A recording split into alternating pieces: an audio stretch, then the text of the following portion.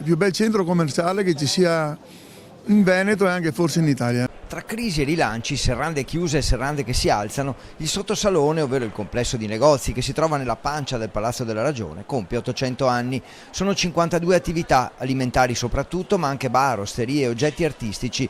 Guai però a definirlo il primo centro commerciale naturale del mondo. Il Palazzo della Ragione, il sottosalone è l'unico al mondo veramente. Non vogliamo più sentire la parola centro commerciale, il nostro non è un centro commerciale ma è veramente un mercato coperto antico. Qualità elevata, ambiente unico, prezzi per tutte le tasche, molti punti forti apprezzati dai padovani e dai tanti stranieri affascinati da questi corridoi. Vengo qualche volta a fare la spesa, per me è sempre un piacere. Qualità alta?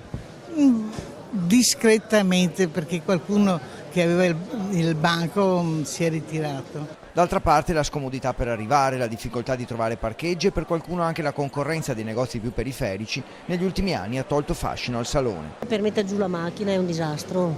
Però poi quando venite i negozi come sono, di qualità? Certo, c'è più assortimento e un po' di tutto. Io vengo a piedi, mi capita un paio di chilometri da qui, però anche se si fa fatica merita veramente. La volontà di rilancio c'è, il futuro vede fianco a fianco negozianti che si tramandano l'attività da generazioni e giovani imprenditori. Il salone dopo 800 anni può cambiare. Negli ultimi 2 anni si sono passati veramente dei volti nuovi, dei ragazzi nuovi con delle specialità anche diverse, c'è stata un'apertura anche da parte nostra verso altre tipologie, verso altre merceologie che stanno attirando molta gente giovane alla sera, altrimenti il salone navigava tra virgolette un po' con gente di una certa età e abbiamo bisogno anche di un riciclo, abbiamo bisogno di gente nuova, di linfa nuova. Il motto "l'unione fa la forza" qui funziona, nonostante le contraddizioni accumulate lungo i secoli. Pensate che qualche negozio del perimetro esterno, incredibilmente, non fa parte del sottosalone, perché è stato venduto ai privati dall'amministrazione comunale di 200 anni fa, che aveva bisogno di soldi.